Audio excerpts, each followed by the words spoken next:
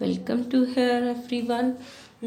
So today we are doing chapter 1 exercise 1.4. So इस पहले हम क्वेश्चन को पढ़ते हैं। तो क्वेश्चन में क्या दिया हुआ है? क्वेश्चन में दिया हुआ है without actually performing the long division method state whether the following rational number will have a terminating decimal expression or a non-terminating repeated decimal expression. So आपको टर्मिनेटिंग डेसिमल एक्सप्रेशन बताना है और नॉन टर्मिनेटिंग डेसिमल एक्सप्रेशन बताना है, but without actually division. हमें जो actual में हम जो डिवाइड करते हैं उसको परफॉर्म नहीं करना है, उसके ऑन द बिहाफ पर हमें दूसरा वे फाइंड आउट करना है कि कैसे हम इसको सॉल्व कर सकते हैं। सो उसके लिए आपका जो चैप्टर 1 है उसमें एक थ्योरम दी हुई है, थ्योरम 1.5। सो थ्योरम 1.5 है क्या? तो एक बार हम इसके बारे में जान लेते हैं, इसके थ्रू हम फाइंड आउट करेंगे क्या होता है। Theorem 1.5 says that in the expression in this expression terminating of x can be expressed by the p by q form where p and q are co-prime and the prime factorization q is a form of 2n 5m 2 raised to the power n and 5 raised to the power m where m and n are negative integer। कोई भी number जिसको हम p by q की form में express कर सकते हैं। यहाँ पर जो ये q है, q को हम 2n 5m की फॉर्म में एक्सप्रेस कर सकें। ओके, सो इस तरीके के नंबर को हम डेसिमल एक्सप्रेशन में परफॉर्म करते हैं। तो एक फर्स्टली हम एक एग्जाम्पल ले लेते हैं इसके लिए।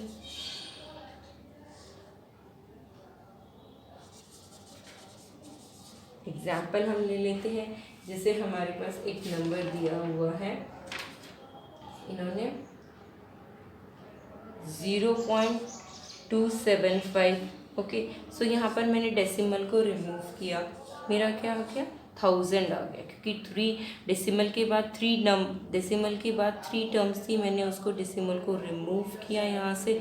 तो जितने टर्म डेसिमल के बाद थी उतनी ही मेरी ज़ीरोज़ आ जाती हैं। Okay, how can I right it? 275 upon 10 raised to the power 3। now this 10 raised to the power, अब 10 के मल्टीपल फैक्टर लिखने हमें 2 और 5 में, तो 2 raised to the power 3 into 5 raised to the power 3, 275। Okay, सो 275 इसमें क्या फॉर्मेशन हो रही है? मैं ऊपर वाले से भी इसे क्या कर सकती हूँ, ऊपर वाले को भी एज एन एक्सप्रेशन स्प्रेड कर देती हूँ। तो अगर मैं इसका प्राइम फैक्टराइजेशन करूँ तो 2 raise to the power 2 and 11 raise to the power 2 मेरा फैक्टर होगा। So now here 2 raise to the power 3 and 5 raise to the power 3, again मेरा मल्टीप्लिकेशन एक्सप्लेनेशन रूल्स अप्लाई हो जाएंगे। तो यहाँ पर क्या होगा मेरा simple 11 raise to the power 11 upon 2 raise to the power 3 into 5 मेरा एक्सप्रेशन बन जाएगा। जब इसे मल्टीप्लाई करूँगी 2 रेज टू दी पावर 3 8 होता है, 8 इंटू 5 40। सो 40 अपॉन 11 की ये फॉर्म में एक्सप्रेस हो गया।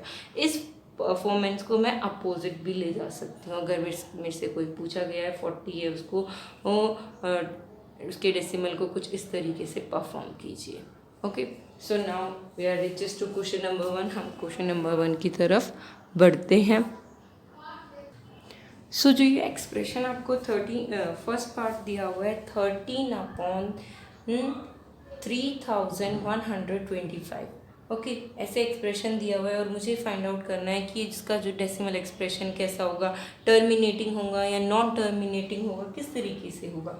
ओके, सो इसको फाइंड आउट करने के लिए देखो, अगर हमें इन्होंने साफ मना किया है कि लॉन्ग डिवीजन मेथड जो हमें परफॉर्म नहीं करना, ये वाला मेथड हमें परफॉर्म नहीं करना, इसके अलावा हमें दूसरे मेथड को फॉलो करना है। वो दूसरा मेथड है क्या? तो हमें क्या करना है, इसमें जो आपका डिनोमिनेटर दिया हुआ है, डिनोमिनेटर के फैक्टर बनाएंगे हम, डिनोमिनेटर के फैक्टर बनाएंगे। सो इसके डिनोमिनेटर के फैक्टर्स को हम कैसे लिख सकते हैं? 13। अब हम इसका एलसीएम लेंगे, जो एलसीएम लेने पर हमें क्या मिलेगा, 5 इंटू 5 इंटू 5 इंटू 5 इंटू 5, ये टर्म हमें मिलेगी। ओके, सो अब देखते हैं हम कि ये टर्मिनेटिंग है या नॉन टर्मिनेटिंग है, राइट। सो इसको अगर हम देख के चलते हैं तो कैसे पता चलेगा। यहाँ पर हमने टर्मिनेटिंग नॉन टर्मिनेटिंग में क्या किया था कि ये पहले तो हम चेक करें ये रैशनल है इरेशनल है, तो पहले तो ये मेरे लिए रैशनल नंबर है क्योंकि ये पी बाई क्यू की फॉर्म में है। Okay, so P by q की फॉर्म में होने के बाद हमें क्या चेक करना है, क्यू को, क्यू किस में हो, 2 raise to the power n और 5 raise to the power m। So यहाँ पर ये 5 raise to the power m में है, तो मैं इसे कैसे लिख सकती हूँ, 13 5 raise to the power 5। Okay, so ये 5 रेज टू द पावर में एक्सप्रेस हो रहा है। सो ये मेरा किस तरीके का एक्सप्रेशन है, टर्मिनेटिंग। ओके, सो ऐसे ही हम सिमिलर बाकी के पार्ट्स को भी और आगे करते हैं। सो हम इसका सेकंड पार्ट ले रहे हैं, 17/8। तो again is it a rational number for us, हमारे लिए रैशनल नंबर है क्योंकि ये पी बाई क्यू की फॉर्म में है। देन हमें क्यू के फैक्टर बनाने हैं, जो क्यू डिनोमिनेटर है यहाँ पर हमारा। सो 17/2 को कैसे लिख सकते हैं हम, 2 इंटू 8 को हम लिख सकते हैं 2 into 2 into 2। So 17/2 raise to the power 3। So ये क्यू जो ये यहाँ पर ये टर्म एक्सप्रेस हो रही है, ये इसी टर्म में ही 2 raise to the power n में ही 2 की कोई पावर से एक्सप्रेस हो रही है, तो हम इसे क्या लिख सकते हैं, टर्मिनेटिंग।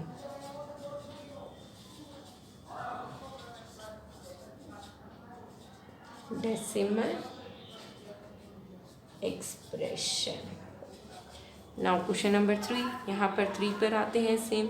सो 3 पर भी हम इसी में ऐसे करेंगे, डिनोमिनेटर का फैक्टर करेंगे। सो हम 64 इस टर्म का फैक्टर करते हैं, तो फैक्टर करने पर हमें पता चलता है 5 इंटू 7 इंटू 13, ये इसके फैक्टर्स आ रहे हैं।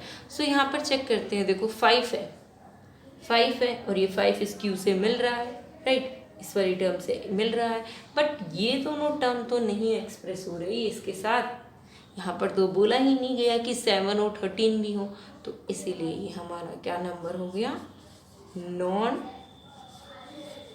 Terminating decimal expression. Got it?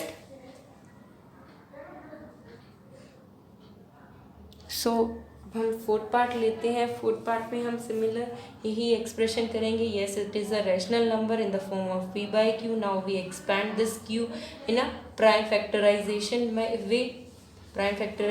वे 15 ये आपका 1600 दिया हुआ है, तो इसे कैसे एक्सप्रेस करेंगे, डेसिमल में लिखते हैं हम 2 into 2 into 2 into 2 into 2 into 2 into 5 into 5। सो जो ये एक्सप्रेशन आया है, इसको अगेन हम रेज टू द पावर में लिख सकते हैं, 2 raise to the power 6 and 5 raise to the power 2। So ये तो बिल्कुल सिमिलर है, इसी फॉर्म में ही एक्सप्रेस हो रहा है। सो इसे हम क्या कहेंगे, terminating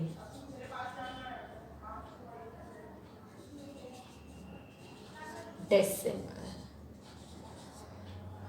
expression. Now come to here in fifth part, 29/343, तो 334, ये तो 7 का क्यूब है, तो 7 इंटू 7 इंटू 7 और 29/7 क्यूब। ये तो यहाँ पर बोला ही नहीं गया कि जो क्यू का एक्सप्रेशन है वो कुछ इस तरीके से हो, तो ये तो हमारा non terminating decimal expression. Now next part. So question number 6 part में क्या किया है आपका 23/2 raise to the power 5 and 2 raise to the power 3 and 5 raise to the power 10. So यहाँ पे ये p बाई क्यू की फॉर्म है और q का एक्सप्रेशन ऑलरेडी ऐसा वाला गिवन है आपको जो हमें चाहिए था according to this question. So first line में ही हमें ये पता चल रहा है. तो ये क्या है, टर्मिनेटिंग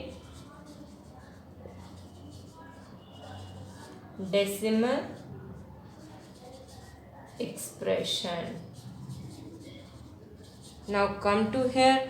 यहाँ पर जो ये क्वेश्चन आपको दिया हुआ है 129 upon 2 raise to the power 2 and 5 raise to the power 7 and 7 raise to the power 5. So according to this it is in p by q form because ये अपॉन में है. और चेक करते हैं q हमारा किस फॉर्म में होना चाहिए, 2 raise to the power n and 5 raise to the power m. So यहाँ पर ये दोनों तो एक्सप्रेशन में है बट ये पार्ट आपका एक्स्ट्रा में है, ये हमें नहीं चाहिए था. जिस रीज़न से ये क्वेश्चन किस में बन गया, non terminating decimal.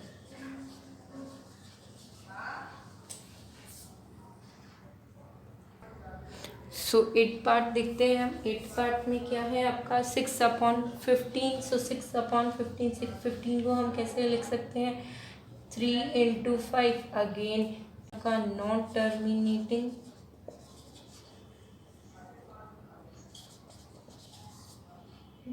Decimal expression.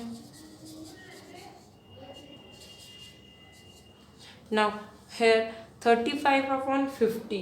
So now again we are doing the factor of this 50. So we can write 2 into 5 into 5. So 35 2 into 5 raised to the power 5. So here q, this q is shows that this type of relation, ये इसके जैसा ही relation show कर रहा है. So it is a terminating decimal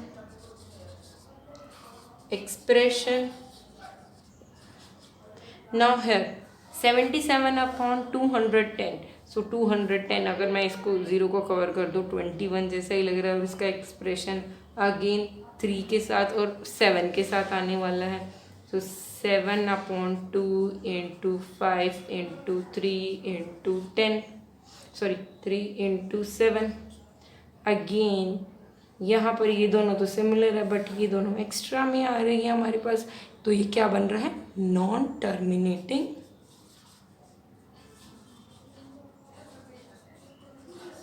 decimal expression. First question complete. Thank you for watching it.